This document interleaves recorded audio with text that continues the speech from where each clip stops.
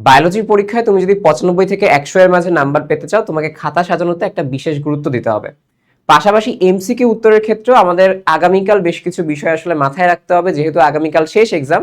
দেখবা অনেক কিছুই কালকে দেখবা মানে এক্সাইটমেন্টের কারণে ভুল হয়ে যাচ্ছে। তো আজকে তোমাদের সাথে দুইটা বিষয় নিয়ে কথা বলবো। একটা হচ্ছে খাতা সাজানোর কেসে তোমাকে আসলে কিভাবে অ্যাপ্রোচ করতে হবে, এমসিকিউ উত্তরের ক্ষেত্রে কিছু ভুল যা আগামীকাল করতে পারো সেটা যেন না করো।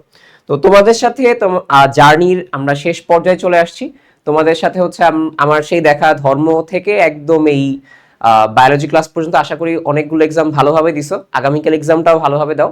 ওকে, সো আসি হচ্ছে কালকের এক্সামের জন্য লাস্ট মোমেন্টের কিছু কথাবার্তা। তো এমসিকিউ যেটা, এমসিকিউ এর কেসে অসুবিধা যেটা তুমি ফিল করবে, এমসিকিউ তে সময় আছে কিন্তু, বুঝছো, সময় কিন্তু আছে, অন্যগুলোর মতো এত কম সময় বা হায়ার মেথড যেরকম কম সময় পেয়েছি ওরকম কিছুই হবে না। অসুবিধা হবে কোনটা জানো, সময় আছে এইটা বেশি চিন্তা করে না আমরা খুব স্লো দাগানো শুরু করি প্রথম দিকে। বায়োলজি পরীক্ষায় প্রায় এটা হয়, সো স্লো দাগানোর কোনো কারণ নাই। কিংবা তোমরা যেটা মনে করো যে আচ্ছা সময় তো আছেই, যে কাজটা তোমরা করো, ভুল করো, আমি একটু বলি। তোমরা একটা ধরো এমসিকিউ পারতেছো না, তুমি না কন্টিনিউয়াসলি তোমার ফ্রেন্ডকে আস্ক করা শুরু করো, যে ও যতক্ষণে আনসার না বলো তুমি ততক্ষণে বসে থাকো। সো এইটা দেখা যায় কি, তুমি চিন্তা করো যে আমার তো হচ্ছে সময় আছে, তাহলে আমি পরে করতেই পারবো, আগে আনসার দেখে নিই, আনসার জেনে নেই। ঠিক আছে, সো এই কাজটা করো না, আগে যেগুলো তুমি পারো সেটা শেষ করো। এবং এক্সাইটমেন্টের কারণে আমাদের হচ্ছে এরকম থাকে যে আজকে তো শেষ এক্সাম, এবং অনেকে যে কাজটা করে শেষ এক্সাম দেখে হচ্ছে বেশি গা ছাড়া দিয়ে দেয়, চিল দিয়ে দেয়, এবং ওই দিন দেখা যায় যে গার্ড হচ্ছে হার্ট পরে খাতাটা নিয়ে যায়। এটা হইছে, এটা অনেকের সাথে হইছে, এই জন্য তোমাদের বলতেছি শেষ এক্সামে এরকম অনেক অকারেন্স ঘটে। সো এই কাজ করো না, কালকে এক্সাম পারবে এমনি। সেকেন্ড হচ্ছে, যদি ইভেন ইফ এমসিকিউ তোমার খারাপও হয়েছে, খারাপ হওয়া নিয়ে বায়োলজি পরীক্ষায় বসে থাকবে না। বায়োলজি পরীক্ষা কিন্তু লেখা ভালো আছে, ফিজিক্স কেমিস্ট্রির চেয়েও হায়ার ম্যাথের চেয়ে তো লেখা এখানে বেশি তোমার। ঠিক আছে, এটা সময়ের মধ্যে শেষ করতে হবে। সো আর আরেকটা সুবিধা হচ্ছে কি, বায়োলজি পরীক্ষা লিখলে মোটামুটি ভালো নাম্বার পাবা। সো এমসিকিউ খারাপ হলেও টেনশন নেই তেমন কোনো, তুমি ফোকাস দিবা কিসে, ফোকাস দিবা সিকিউতে। সো যখনই তোমার এমসিকিউটা শেষ, সাথে সাথে ওই মিলানো টেনশন, নাম্বার কতকে পাবো কি পাবো না এটা নিয়ে টেনশন করবা না। ডিরেক্টলি তুমি সিকিউ সিলেকশনে চলে যাবে। সিকিউ সিলেকশনের কেসে প্রথম দিকে কোন কোন সিকিউ রাখার চেষ্টা করবা, যে তোমার যেটা ভালো পারো, মানে ডেফিনেটলি এটা না যে আমি কারো কাছ থেকে দেখা লিখবো ওইটা আমি ফার্স্টে রাখবো।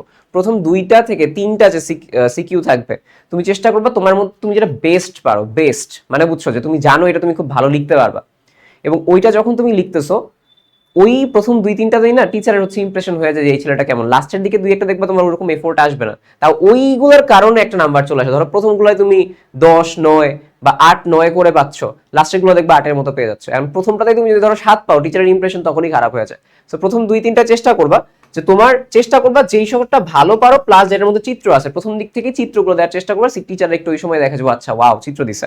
আর আরেকটা কথা হচ্ছে, চিত্র আঁকার যদি যেগুলো চিত্র নাই ওগুলো তুমি শেষের দিকে যাওয়ার চেষ্টা করো, কেননা চিত্র আঁকতেও দেখবা একটু সময় তো লাগে, তাই না?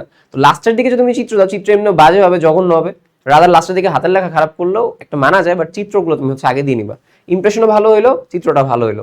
আর এরপরে হচ্ছে কোনটা পয়েন্ট বা ছকের যেগুলো আছে, এটা হচ্ছে তুমি সেকেন্ড রানে হচ্ছে দিলা, যে ছক করে দিলাম বা পয়েন্ট করে দিলাম। পার্থক্য চাইলে পার্থক্যটা একটু ছক আকারে দিবা।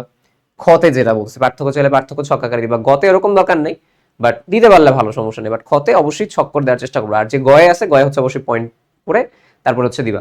আরেকটা জিনিস যেটা, সেটা হচ্ছে যে প্রথম 2-3টা মনের মাধুরী, মানে মাধুরী লিখতে গিয়ে তোমার দেখা যায় লাস্টে আছে আধা ঘন্টা মাত্র, আধা ঘন্টায় 2টা লেখা লাগে। সো এটা কিন্তু করা যাবে না, প্রপার টাইমিংটা করে। আমি এইটা বলবো না যে ভাই তুমি হচ্ছে এখন অনেক টাইম আছে, তুমি হচ্ছে এই যে 2.5 ঘন্টার মাঝখানে প্রত্যেকটা হচ্ছে একদম টাইম ধরে ধরে ধরে ধরে করা সম্ভব হবে না, এটার কথা। প্রথম দিকের যে 2টা, এটা ইউজুয়ালি বেশি লাগবে, কারণ প্রথম দিকে হাত কাবাকাবি করে, একটু ফ্লো আসতে সময় লাগে। তো প্রথম যে 1টা 2টা থাকে ওইটাই 5-10 মিনিট এক্সট্রা নিলেও সমস্যা নেই, বাট বেশি নিয়ে ফেলো না। ওকে, আই হোপ তেমন একটা সমস্যা হবে না, তোমরা অলরেডি বাংলা দিয়ে এসছো। এখন এই ক্ষেত্রে তোমার হচ্ছে প্রথম দিক থেকে কিরকম আসতে পারে, 1 নং প্রশ্নের উত্তর 1-এর ক তুমি লিখলা, 2 যেটা মানে 1 নম্বরের খ যেটা, সো এইটা তুমি হচ্ছে ওই মাছ থেকে শুরু করে এটার মধ্যে শেষ করতে পারো। মানে তুমি হাফ পেজও লিখতে পারো, বা হচ্ছে পেজে 75% এতটুকু পর্যন্ত আসতে পারো, সমস্যা নেই। তোমায় এখন ক্ষয় দিবা কিনা, তোমার যদি হাতের লেখা ফার্স্ট হয়, তো তুমি জানো আমি লিখে লিখে অভ্যস্ত, আমি তাহলে ক্ষয় আমার মন চাচ্ছে যে ক্ষয়ে ধরো আসছে লাইসোজোম বা সেন্ট্রোজোম, ঠিক আছে, এটা আসছে, আমি দিয়ে দিতে পারো চাইলে। যেগুলো ছোট ছোট চিত্র আছে মন চাইছে দিতে পারি, দেয়া যায় চাইলে, সমস্যা নেই কোনো।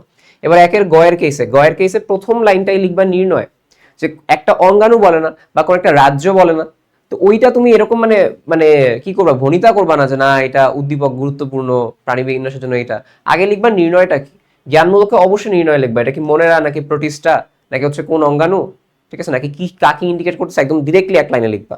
এরপরে তুমি শুরু করবা। এখন এরপরে শুরু করে তুমি যেগুলো ধরো চিত্র আছে, চিত্র বেসিসে সেগুলোকে তুমি হচ্ছে একটু ব্যাখ্যামূলক আকারেও লিখতে পারো। বাট ধরো যে নিউক্লিয়াসের পার্ট আসে, তুমি যখন পার্টটা একটু করে লিখবা, এক দুটা লাইন তো লিখবা, তখন অবশ্যই পয়েন্ট দেওয়ার চেষ্টা করবা, যতটা পারো চেষ্টা করবা চিত্র থাকতে প্রথম প্রায়োরিটি। সেকেন্ড প্রায়োরিটিটা হচ্ছে যে তুমি সেটাকে একটু ব্যাখ্যামূলক না লিখে যদি পয়েন্ট দিতে পারো ভালো, আর যদি চিত্র থাকে সেক্ষেত্রে ব্যাখ্যামূলক লিখলেও সমস্যা নেই। ধরো এরপর আরেকটা প্রশ্ন, একের ঘ, ধরো এটা চিত্রটা নাই, চেষ্টা করবো এগুলোকে একটু পয়েন্ট করে দেওয়ার। ধরো গঠন লিখতেছি, একটু পয়েন্ট করলাম, ঠিক আছে। এখন একের গ কতটুকু লিখবো?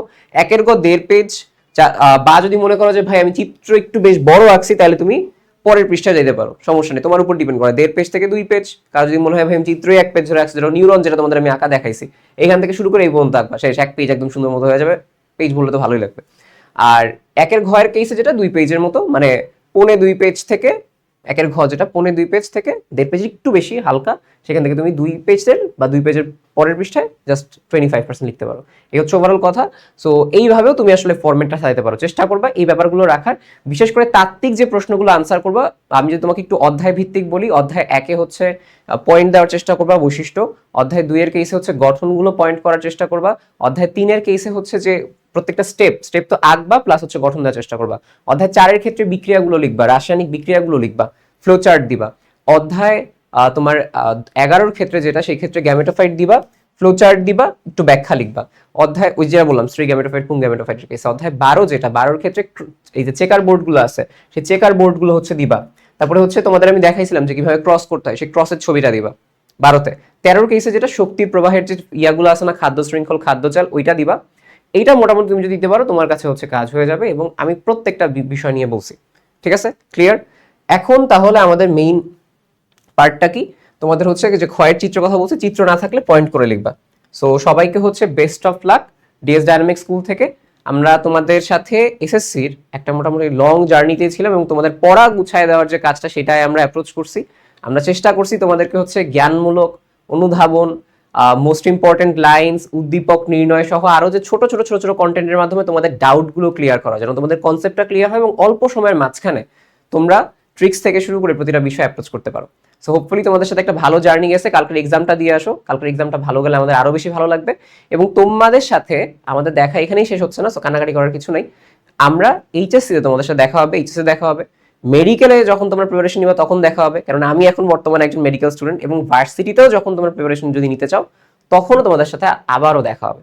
কারণ এখন বর্তমানে বাংলাদেশের লিডিং যে মেডিকেল প্ল্যাটফর্ম আছে সেটা হচ্ছে আমাদের আরটিডিএস, এবং ভার্সিটিতেও লিডিং যে প্ল্যাটফর্ম সেটা হচ্ছে ভার্সিটি স্টেশন। সো তোমাদের সাথে আমাদের আবারও যখন তোমরা ভার্সিটি মেডিকেল প্রিপারেশন নিবা, যখন ডাক্তার বা হচ্ছে একজন ভার্সিটি স্টুডেন্ট হবে, তখন আবার দেখা হবে, ঠিক আছে। সো আল্লাহ হাফেজ, ভালো থাকো সবাই, সবার প্রতি অনেক অনেক দোয়া থাকলো, আর এক্সামটা কালকে খুব ভালোভাবে দিও। ওকে, সো জানাও ভাইয়াকে এসে যে তোমাদের এক্সাম কেমন হয়েছে এই ভিডিওর কমেন্ট বক্সে।